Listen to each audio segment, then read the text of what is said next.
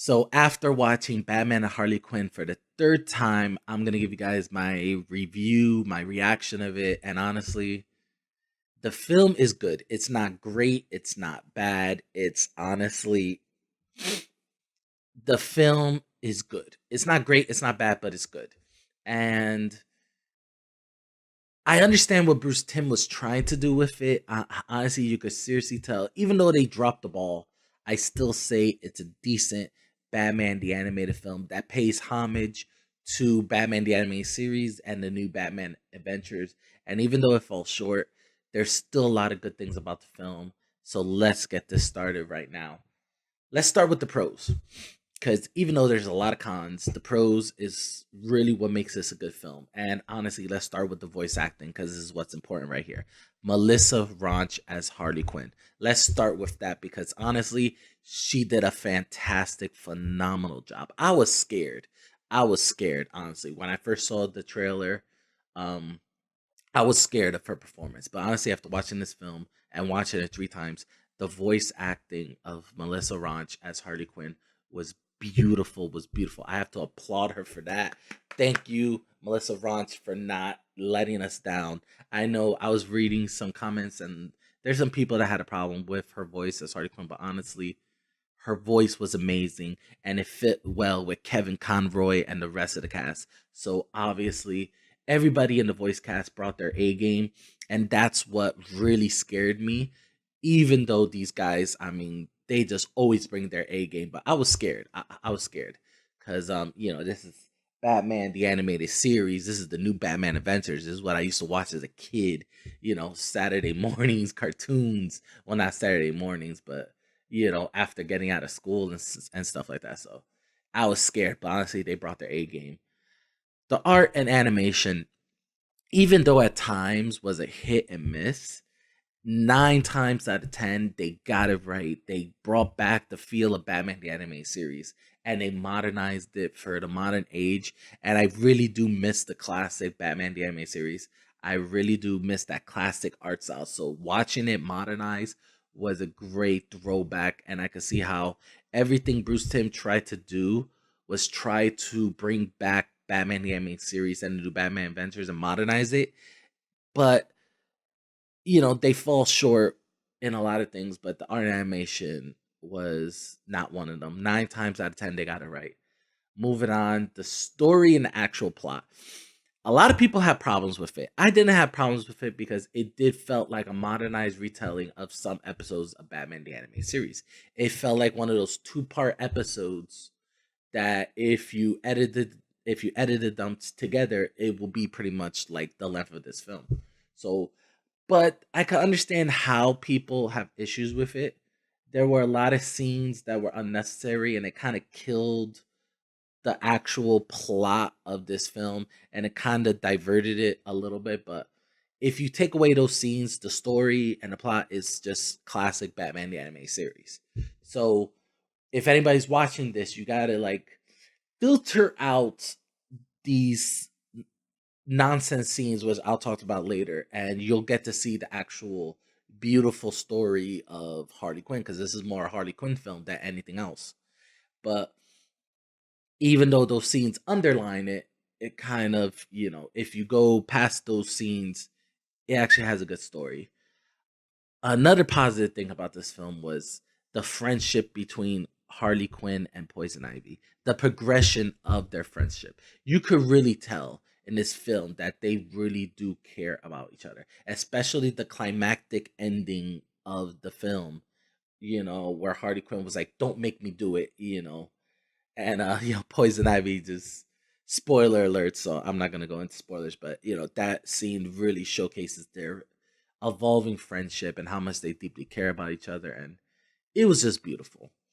And the voice acting, once again, Melissa Raunch did a great job with that, and that really helped bring the character full circle, bring it forward. So Harley Quinn was the best part. Kevin Conroy, everything was good. But let's move on to the cons, because this is where I have a lot about this film, a lot of bad things about this film. The cons, the blunt force adult themes. It felt like they took a sledgehammer and just cracked the adult themes right in your face. I was like, oh my god, why did they do it? In Batman the Anime Series, the adult themes were very subtle and they were hidden in there. That you have to watch the episode a few times to really see, and you're like, wow, that's a clever way. But in this film, the adult themes and just the extended jokes, they're unnecessary and they were blunt in your face, and it really killed it. It really killed the moods of the scenes, and it really killed it. I mean, the jokes were funny, and then they pushed it more and more and more, and it got to the point was like, just get it, like just go, move on to the next scene, and it really made you want to fast forward it. And that's like, in Batman the Anime Series, it was so subtle. The jokes, the adult themes were so subtle, and it was great to rewatch it now and be like laughing, like, wow, they got away with it. But this time it was like, no, Bruce Tim, no, no, no. I was like, oh my god, no, they did not do that. And it really killed the move. It really did kill the mood. The other thing, once again, they did this in the Killing Joke with Batman and Batgirl sex scene. They brought it back with Harley Quinn and Nightwing's just awkwardness sex scene, and just, I guess, the over sexified Harley Quinn.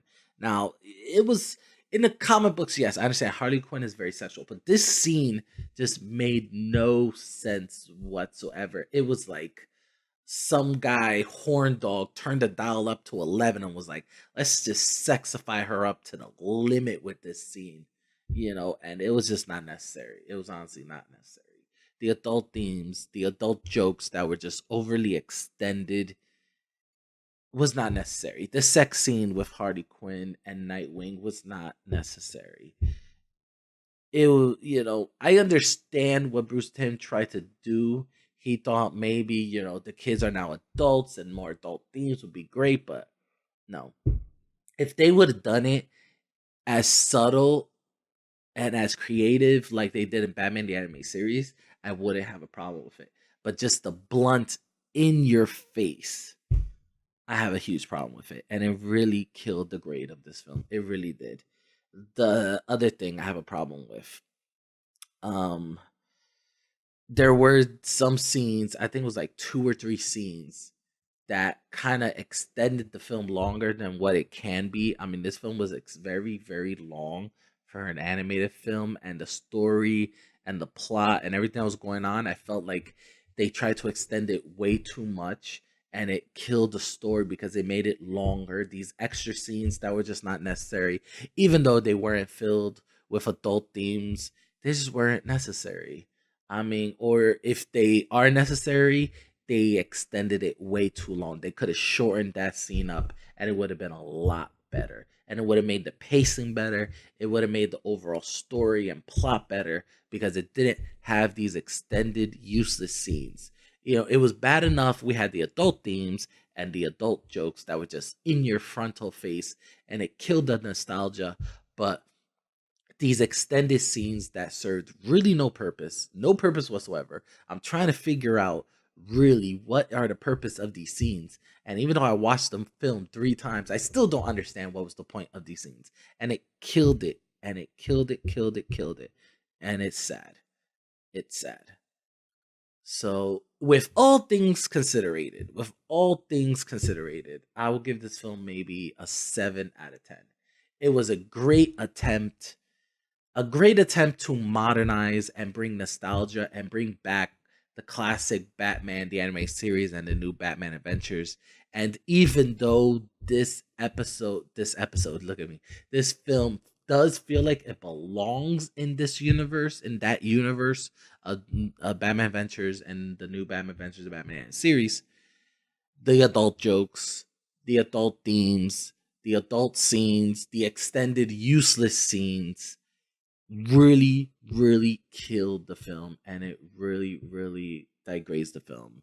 It's like it's too racy for kids, too weird for adults, and it's just, I honestly don't know what to say. It's like a mixture. Like it does belong and it doesn't belong, and that's why I give it a 7 out of 10. It's an enjoyable film to watch it once and to really, really like, wow, like this is what Batman the Animated Series would be, 20 years later.